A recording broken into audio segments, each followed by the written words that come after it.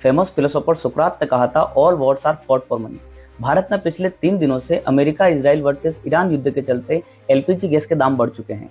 युद्ध के चलते ये दाम कैसे बढ़े, भारत में ऑयल और गैस का सप्लाई सिस्टम कैसे काम करता है और इस समस्या का क्या समाधान हो सकता है, इन सवालों के जवाब आज हम इस वीडियो में डिकोड करेंगे।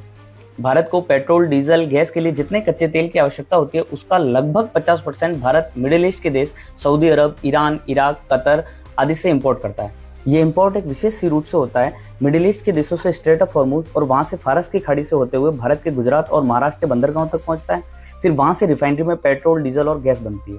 लेकिन युद्ध के चलते सुरक्षा की कमी और हमले की आशंका से कोई भी कंपनी स्ट्रेट ऑफ हॉर्मुज में अपने शिप्स और टैंक नहीं भेजना चाहती है, जिससे भारत में ऑयल और गैस की कमी हो रही है। अब भारत में एलपीजी गैस बनती कैसे है, इसके 2 तरीके हैं। पहला, जब रिफाइनरी में पेट्रोल और डीजल बनता है कच्चे तेल से, तो उसमें बाई प्रोडक्ट के रूप में एलपीजी गैस बनती है। और दूसरा तरीका यह है कि ऑयल के साथ भारत एक एलएनजी गैस का इंपोर्ट भी करता है। उस एलएनजी गैस से एलपीजी गैस भी बनती है और खेतों में खाद, फर्टिलाइजर वगैरह बनाने में भी इसका यूज होता है। भारत में जितनी एलपीजी बनती है उसका 2 तरीकों से यूज होता है। पहला, रेजिडेंशियल यूज में जो लाल सिलेंडर में हमारे घरों तक पहुंचती है, और दूसरा है कमर्शियल यूज में, यानी जो नीले सिलेंडर में बड़े बड़े रेस्टोरेंट और बड़े आयोजनों में जिसका यूज करते हैं। भारत ने ऑयल मैन्युफैक्चरिंग कंपनियों को निर्देश दिए हैं कि वो अपने एलपीजी प्रोडक्शन को बढ़ाएं और उसकी आपूर्ति पहले घरेलू कनेक्शन तक करें। लेकिन कंपनियों के लिए भी ये इतना आसान नहीं है, क्योंकि पहले से कच्चे तेल की कमी है और एक साथ इतना प्रोडक्शन नहीं बढ़ा सकते हैं। और दूसरा, अगर लगातार कमर्शियल कनेक्शन को सप्लाई नहीं हो पाएगी तो छोटे से बड़े रेस्टोरेंट और फूड प्रोसेसिंग जो इंडस्ट्री है उसको भारी नुकसान होगा, और जिसके चलते दूसरी चीजों में भी महंगाई बढ़ेगी। तो भारत के पास अब इस पूरे क्राइसिस का क्या समाधान है? जहां तक ऑयल की बात है, तो जितना तेल भारत इंपोर्ट करता है उसका एक बड़ा हिस्सा पहाड़ों के भीतर रिजर्व के रूप में रखता है, और न्यूज रिपोर्ट के हिसाब से लगभग 21 से 24 दिन का रिजर्व भारत के पास है। लेकिन गैस को रिजर्व करने को लेकर भारत के पास कोई बड़ी व्यवस्था अब तक नहीं है। अब भारत के पास गैस इंपोर्ट करने के लिए 2 विकल्प और है, रशिया और अमेरिका।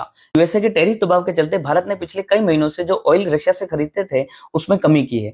और अगर अमेरिका से गैस का इंपोर्ट करते हैं तो भारत को लगभग आधे ग्लोब की दूरी तय करनी पड़ेगी, जिससे ट्रांसपोर्टेशन और टाइम का खर्चा बढ़ेगा और वैसे ही महंगाई बढ़ जाएगी।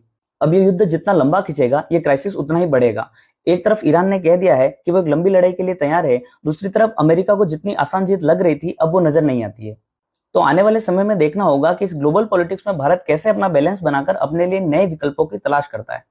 तो इस क्राइसिस के चलते भारत में कालाबाजारी और आम लोगों के परेशान होने की संभावना बढ़ेगी, तो हमको धैर्य रखकर आवश्यकता और इस्तेमाल के संतुलन को बिठाना होगा और भारत सरकार के निर्देशों का पालन करना होगा। हम नागरिकों से आग्रह करते हैं कि वे घबराकर बुकिंग करने से बचें, अधिकारियों के साथ सहयोग करें और वैश्विक अनिश्चितता की इस अवधि के दौरान जहां संभव हो ईंधन का संरक्षण करें।